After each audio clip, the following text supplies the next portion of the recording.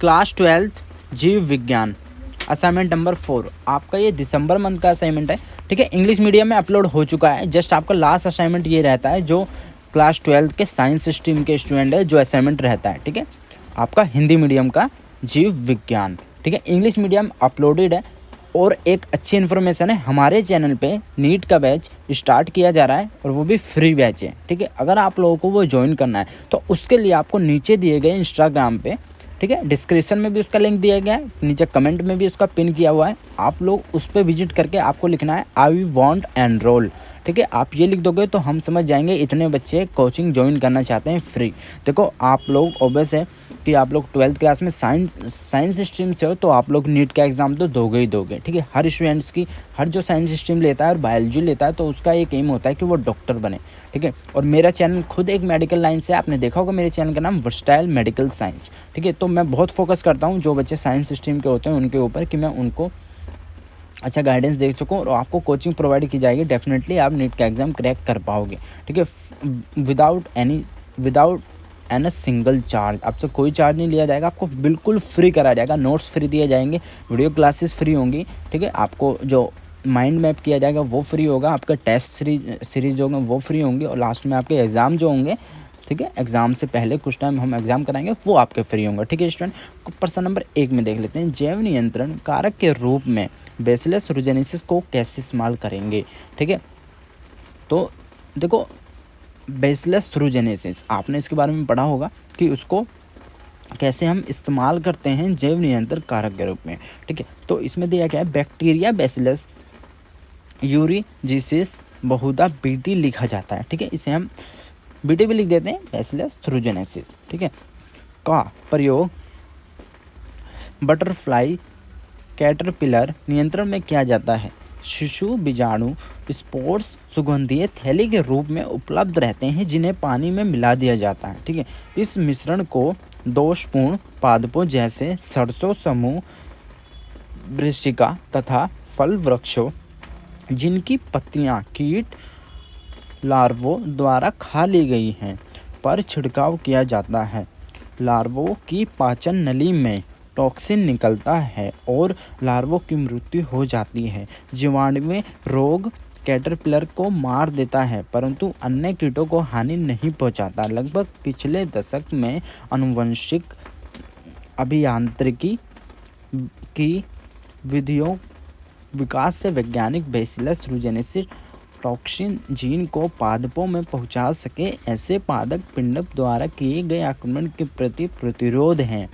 Bacillus thuringiensis कॉर्डन इसका एक उदाहरण है जिसे देश के कुछ राज्यों में उत्पन्न किया जाता है। ठीक है, अब आते हैं नेक्स्ट में, इसमें क्या है, वही उपचार की निम्नलिखित 2 विषय में आपको, देखो वो कह रहे हैं कि जो ट्रीटमेंट होता है सीवेज ट्रीटमेंट, ठीक है, तो उसके लिए आपको कौन सी गतिविधि अच्छी लगती है, आपका एक पर्सनल क्वेश्चन है। ठीक है, इसका मैंने जो एक सही चीज़ हम जानते हैं। ठीक है, तो आपका ये मनुष्य द्वारा फिर भी सही है। इसमें देखो आएगा, हम जानते हैं कि प्रतिदिन नगर एवं शहरों से व्यर्थ जल की एक बहुत बड़ी मात्रा जनित होती है। इस व्यर्थ जल का प्रमुख घटक मनुष्य का मूलमूत्र है। नगर के इस व्यर्थ जल को वहित मल सजीव भी कहते हैं। इसका उपचार मनुष्य द्वारा तैयार की गई प्रौद्योगिकी सूक्ष्मजीवी उपचार से किया जाता है। ये दोनों उचित हैं क्योंकि इसका उद्देश्य, ठीक है, उचित दोनों है पर जो बी है वो ज़्यादा बेटर है। ठीक है, तो आ जाते हैं क्वेश्चन नंबर 3 में, घरेलू उत्पादों में सूक्ष्मजीव की क्या भूमिका है, कोई 2 उदाहरण देकर समझाइए। ठीक है, प्रतिदिन सूक्ष्मजीवों अथवा उनसे उत्पन्न उत्पादों का प्रयोग करते हैं। इसका सामान्य उदाहरण दूध से दही का उत्पादन। सूक्ष्मजीव जैसे लैक्टोबैसिलस तथा इन्हें सामान्यतः लैक्टिक एसिड बैक्टीरिया कहते हैं, दूध में वृद्धि करते हैं और उसे दही में परिवर्तित कर देते हैं। वृद्धि के दौरान लैक्टिक एसिड बैक्टीरिया अम्ल उत्पन्न करता है, प्रोटीन को संदिग्ध तथा आंशिक रूप में देता है। इस निर्वेश द्रव्य में लाखों करोड़ों की संख्या में लैक्टिक एसिड बैक्टीरिया होते हैं जो उपयुक्त ताप पर कई गुना वृद्धि करते हैं और परिणामस्वरूप दूध को दही में बदल देते हैं। इतना ही नहीं, विटामिन B12 की मात्रा बढ़ने से पोषण संबंधी गुणवत्ता में भी सुधार हो जाता है। हमारे पेट में भी सूक्ष्मजीवियों द्वारा उत्पन्न होने वाले रोगों को रोगों को रोकने में लैक्टिक एसिड बैक्टीरिया एक लाभदायक, ठीक है, आपने सुना होगा लैक्टिक एसिड बैक्टीरिया, आपने लैब उसे हम शॉर्ट फॉर्म में लैब भी बोलते हैं। मोस्टली ये क्या होता है, जब मिल्क से कर्ड बनता है तो वो इसकी हेल्प से बनता है, लैक्टिक एसिड बैक्टीरिया की वजह से, ठीक है। तो ये आपको यहाँ पे पूरा लिखा जाएगा, ठीक है। तो आपका कंप्लीट होता है। क्वेश्चन नंबर 4 पे आ जाते हैं। डीएनए का पृथक्करण कैसे करते हैं? डीएनए खंड का पृथक्करण एवं विलगन प्रतिबंध एंडोन्यूक्लियेज एंजाइम द्वारा डीएनए को छोटे छोटे खंडों में विभाजित किया जाता है। इन टुकड़ों को इलेक्ट्रोफोरेसिस तकनीक द्वारा अलग किया जाता है। डीएनए के इन संयोजन टुकड़ों को एनोड की तरफ भेजकर अलग कर सकते हैं। इस प्रक्रिया में एगारोज माध्यम का उपयोग किया जाता है। एगारोज समुद्री घास से प्राकृतिक बहुलक के रूप में प्राप्त किया जाता है। एगारोज जेल के छलनी प्रभाव द्वारा डीएनए के टुकड़े आकार के अनुसार अलग अलग हो जाते हैं। डीएनए के टुकड़े जितने छोटे होते हैं वे एगारोज जेल पर उतने ही दूर तक जाते हैं। डीएनए के इन खंडों को देखने के लिए इथिडियम ब्रोमाइड से विभाजित करके पैराबैंगनी विघटन के प्रभाव में लाया जाता है, ठीक है। तो आपको ये सब डीएनए बने हुए विघटनों के प्रभाव के चमकीले रंग की पट्टियों के रूप में दिखाई देता है। तो आपको यहाँ पे डीएनए का निर्माण किया जाता है, इतना आपको लिखना पड़ेगा, ठीक है। और आपको ये जरूर शो करना पड़ेगा। देखो स्टूडेंट, मैं आपको एक बहुत अच्छी बात बताता हूँ बायोलॉजी के अंदर, जीव विज्ञान के अंदर, कि अगर आप लोग एग्ज़ाम दे रहे हो और आपको लगता है कि उसके आंसर में कोई डायग्राम आना चाहिए, ठीक है, तो डेफिनेटली उस डायग्राम को बना के आना। क्योंकि डायग्राम एक ऐसी चीज़ है ना कि आप लोग अगर उसे एक बार भी बना के देख लोगे तो आपके दिमाग में उसकी इमेज बन जाएगी, और जब भी आप उसको क्वेश्चन देखोगे आप उसे आराम से ईजिली सॉल्व आउट कर सकते हो, ठीक है। तो आपको ये सब करने के लिए ज़्यादा दिक्कत नहीं लेनी पड़ेगी, ठीक है। तो आप लोग इजीली कोई क्वेश्चन लिखिए। अगर आपको लगता है उसको कोई भी डायग्राम आपके मन में है तो उसको वहीं बना दीजिए। मैं डेफिनेटली कहता हूँ आपको फुल मार्क्स मिलेंगे। अगर आपको आंसर थोड़ा सा भी गलत होगा ना, वो इग्नोर कर दिया जाएगा, और आपका डायग्राम अच्छा होगा और आपने सही जगह से उसे अप्लाई किया होगा तो डेफिनेटली आपको फुल मार्क्स मिल जाएंगे। इसलिए डायग्राम हमेशा बनाना, ठीक है। तो इस डायग्राम को सभी स्टूडेंट बना लेंगे, ठीक है। फिर आ जाते हैं लास्ट क्वेश्चन पे आपका, आणविक आधार पर डीएनए बड़ा है या एंजाइम, ठीक है। देखो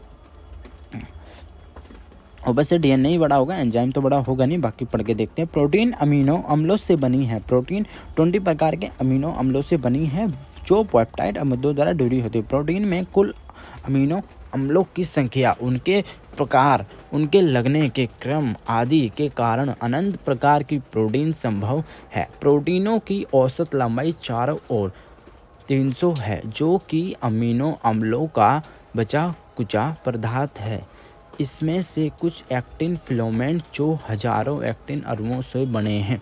डीएनए पॉलीमरेज न्यूक्लियोटाइडों से बने हैं। वे 4 न्यूक्लियोटाइड होते हैं जो एक दूसरे के साथ फॉस्फोडाइस्टर बंधों से जुड़े होते हैं, ठीक है। फॉस्फोडाइस्टर आपने बॉन्ड सुना होगा।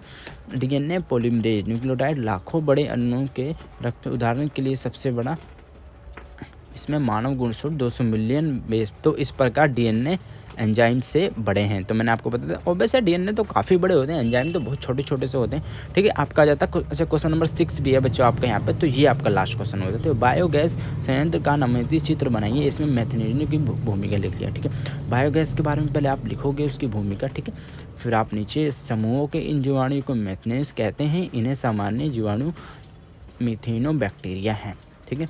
और इसका आप फिर यहाँ पे लिखोगे पशुओं के मल को गोबर कहते हैं, जिसमें जीवाणु, ठीक है। तो आपको ये पूरा नोट डाउन करना पड़ेगा सभी स्टूडेंट। देखो वीडियो पॉज करके आप लोग इसे ना नोट डाउन कर लीजिए, ठीक है। फिर इसका मैं आपको लास्ट में ये डायग्राम, देखो ये डायग्राम बहुत इंपॉर्टेंट है, एग्जाम में भी आएगा ही आएगा, ठीक है। बहुत चांस होते हैं इस डायग्राम के आने में, तो सभी स्टूडेंट फटाफट इसको बना लेंगे, ठीक है। वीडियो पॉज करके आप इस डायग्राम को बना लीजिए। और किसी का भी थोड़ा बहुत भी अगर रह गया हो तो मैं उसको पीडीएफ प्रोवाइड कर दूंगा, ठीक है। पीडीएफ के लिए आप लोगों को वही इंस्टाग्राम पे जो मैंने आपको बताया कि आपको अगर नीट की फ्री कोचिंग चाहिए तो आप लोगों को उसके लिए क्या करना पड़ेगा, नीचे इंस्टाग्राम का लिंक दिया हुआ है डिस्क्रिप्शन में, ठीक है। और नीचे कमेंट में भी उसे पिन किया हुआ है, तो आप लोग उस पर इंस्टाग्राम पे जाके आपको लिखना है आई वॉन्ट एनरोल, ठीक है। तो जो भी स्टूडेंट आई वॉन्ट एनरोल लिखेंगे उनको और लिख देना नीट, ठीक है, फॉर नीट 2021, तो उसको ऐड कर लिया जाएगा और उनको फ्री कोचिंग दी जाएगी ठीक है, तो आप लोग ये डायग्राम बन गया होगा। तो असाइनमेंट आपका कंप्लीट हो गया, ठीक है। और किसी को अगर PDF चाहिए वो भी आप इंस्टाग्राम पे कांटेक्ट कर लेना, आपको इंस्टाग्राम पे मिल जाएगी, ठीक है। फिर तो बाकी मिलते हैं नेक्स्ट वीडियो में आप सबसे। और आपको कोई भी असाइनमेंट छूट गया हो तो आप लोग मेरे चैनल से कर सकते हो या मुझे बता सकते हो, मैं आप लोगों को उसका बता दूंगा कि आपको वो कहाँ है। हमारे चैनल पर डले हुए हैं, प्लेलिस्ट भी बनी हुई है, आप लोग प्लेलिस्ट में जाके भी देख सकते हो, ठीक है स्टूडेंट। मिलते हैं नेक्स्ट वीडियो में, till then bye, be safe, stay healthy, जय हिंद, जय भारत।